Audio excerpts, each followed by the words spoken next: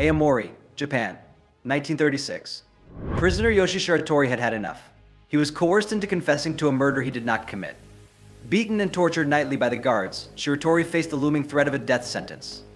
For him, there was no choice but to escape. Aomori prison was no easy jail from which to escape, but Shiratori had no life to lose. Having studied the guards' pattern of routine for months, he knew there would be a 15-minute gap in their patrol at 5:30 a.m. On a cold morning, he took his chance.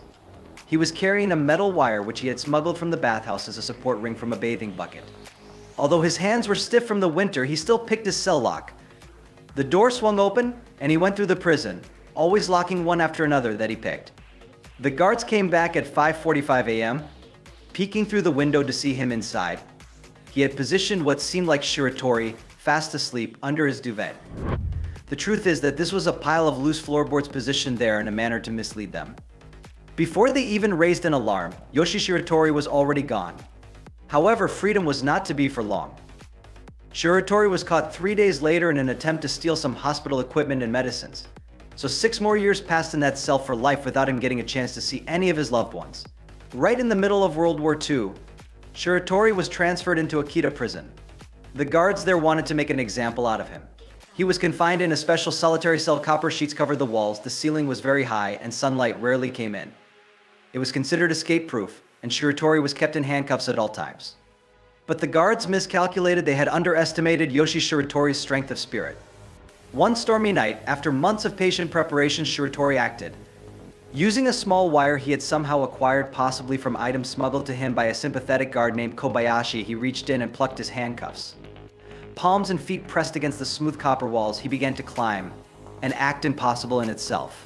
He climbed up the wall like a lizard and reached the sealed skylight above. On a stormy night, with the wind masking his movements, he slipped out through the skylight and escaped once again. Abashiri prison was the northernmost prison in Japan, a freezing fortress that no one had ever left. Winter cold is intolerable. It had dipped to sub-zero sometimes, and Shiratori had worn summer clothes all winter long. The prison officers wished to break him, so gave him specially designed iron handcuffs weighing 20 kilograms, no keyholes to be picked. But Yoshie Shiratori had another card hidden up his sleeve. Every day, a meal of miso soup with soy sauce was slid through a small opening to his cell by guards. And every night Shiratori saved a little salty miso soup. He dropped it, little by little, onto screws and bolts holding his window shut. The salt content started corroding the metal, loosening the screws over time. He had waited for months until the screws were corroded enough to be removed.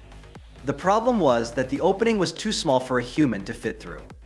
But they hadn't factored in the singular ability that Shiratori possessed of dislocating his joints at his will. He dislocated his shoulders and slid through the tiny opening like a caterpillar. He got up on the broken glass through the broken window and disappeared into the cold Hokkaido wilderness. Luck was not in his favor. He was leaving and a villager found him. The alarms went on. Shiratori ran into the night once more as he ran relentlessly after those villagers who opposed him after their wild chases in the night. Eventually caught again and later turned to the authorities. Shiratori was transferred back to prison. This time they were to go to yet another prison. This one was sure to ensure that Shiratori would never escape again. They were sent to Toyama prison, one known for its security measures and the harsh conditions prevailing there. The guards had heard of Shiratori's previous escape attempts and were bent on breaking his spirit. They lodged him in a reinforced cell, iron bars with rather thick walls, no windows. At all times he was kept in heavy irons and every step was followed. One day, taken to the bathhouse, Shiratori espied a small metal piece lying loose on the floor. It probably was a nail, for it had come loose from the wooden floorboards. The guards were not interested in it, but for Shiratori it was a chance. He picked it up discreetly and hid it in the fold of his prison uniform. Week by week, he chiseled with the nail a little more of the mortar which held the bricks together against the wall of his cell. At night, once the round of the sentries had been completed, he toiled laboriously, setting one brick at liberty after another. The process was painstakingly slow, and the risk of getting caught was ever present. Shiratori knew that if the guards discovered what he was doing, he would face severe punishment or worse. But he pressed on, driven by the hope of seeing his family again. After several months of careful work, he had created a hole large enough to squeeze through. It was another cold, moonless night. He slid out once again, crawling through the small opening and out into the prison yard. The young man climbed up the perimeter wall, just as he was wont to do outside the Akita prison.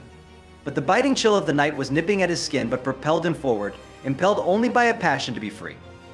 He ran across the boundary wall and deep into the darkness of the unknown, but also without any purpose in view, his objective not to move an inch closer but to flee. The countryside was vast, and he hoped it would provide enough cover for him to disappear.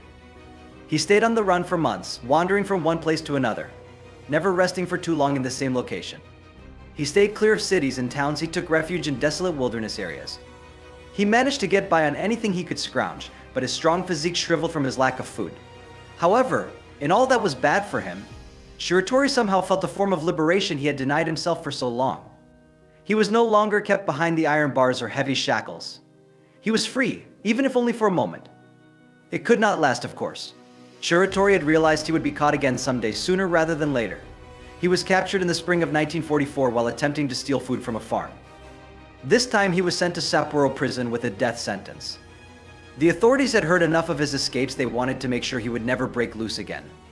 His cell was specially constructed to be airtight, with reinforced steel doors, walls lined with iron, and constant surveillance. Shiratori's health became worse under the harsh environment at Sapporo prison.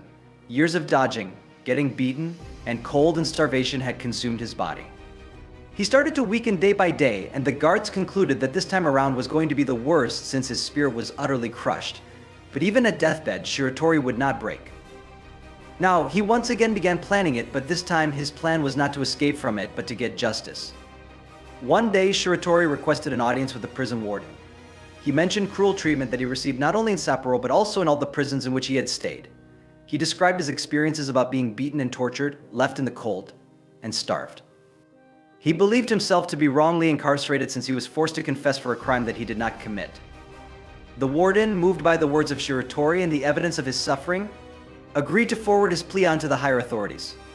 The High Court surprisingly reviewed Shiratori's case. The court acknowledged the mistreatment he had suffered and the questionable nature of his original conviction. In 1947, Yoshie Shiratori's death sentence was overturned, and he was instead given a life sentence with the possibility of parole. He was taken to Tokyo, where he was incarcerated in a prison with much more tolerable conditions and more courteous guards. For the first time in more than a decade, Shiratori felt that he had hope.